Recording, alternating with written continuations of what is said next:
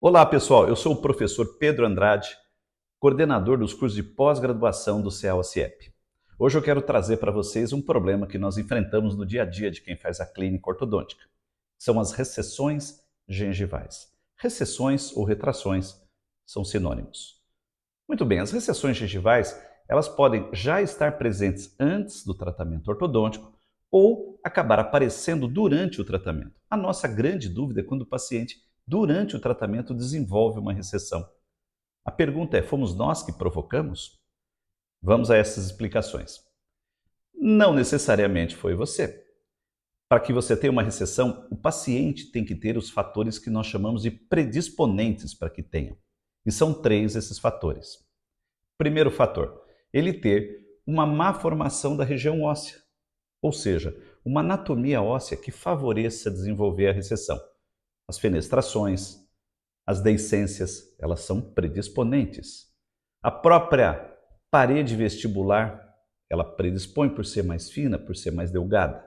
Repare que as recessões gengivais, elas acontecem principalmente na região dos incisivos inferiores, onde nós temos essas condições que propiciam.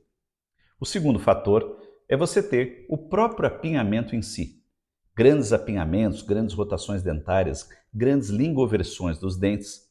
Quando você desapinha, alinha, nivela, projeta esses dentes, essas finas paredes já pré-existentes vão acabar se rompendo e aparecendo as recessões gengivais.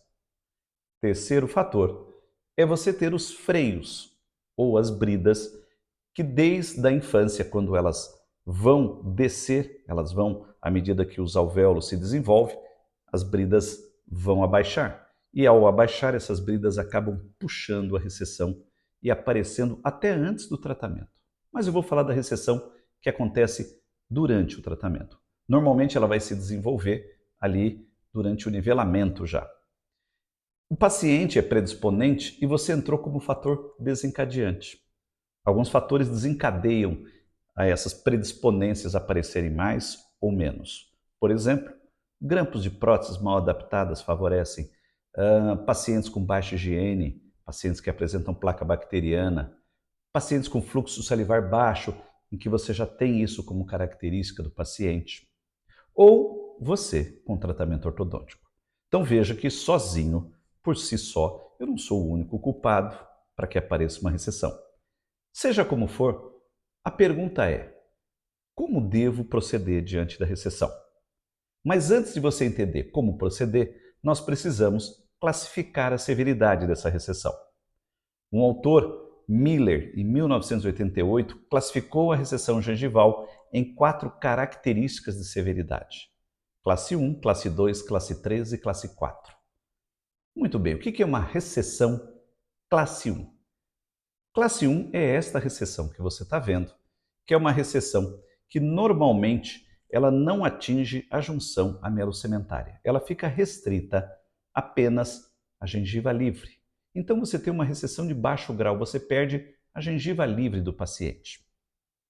Já a recessão classe 2 de Miller, ela já vai romper, além da gengiva livre, um pouco da gengiva inserida, estendendo-se até a junção amelocementária. Se ela chegou até ali, ela já tem um pouquinho mais de severidade e é classificada como classe 2. Classe 3 é a recessão que passou da junção amelocementária. Ela é uma recessão que normalmente está envolvida não só com a perda de mucosa, mas também com perda de pelo menos uma parede de osso. Essa já se torna um pouquinho mais difícil. Você tem a perda da estrutura óssea que sustenta em pelo menos uma parede. E por fim, a classe 4, que é aquela recessão que vai além da junção amelocementária e que você perdeu mais de uma parede, como a gente está vendo neste exemplo aqui. Bom, enfim, qual deve ser a nossa conduta, o nosso procedimento? Não existe um tratamento que seja totalmente eficaz, principalmente quando a recessão ela atinge a classe 3 e classe 4. Já quando você tem uma recessão classe 1 e classe 2, o prognóstico já é melhor. O fato de você reposicionar por meio de torques A raiz mais para a parte interna do alvéolo, ela tende a melhorar. Existe um clássico trabalho de Bert Meltzer, em que ela mostra que o fato de você dar um torque na raiz desse dente e ele entrar, ela diminui a severidade. Não resolve totalmente, mas normalmente ela cai. Se ela for de classe 3 ou classe 4, ela diminui a sua classificação para 3, para 2, chegando até, em alguns casos, em classe 1. E o restante você deve, se o paciente não ficar satisfeito com a estética, proceder com uma cirurgia periodontal de reparação. Muito bem. Então, o mais importante do que eu queria dizer é que você deve se posicionar diante do paciente para que ele não questione ou duvide de que você não tenha sido honesto durante o tratamento. Muito bem.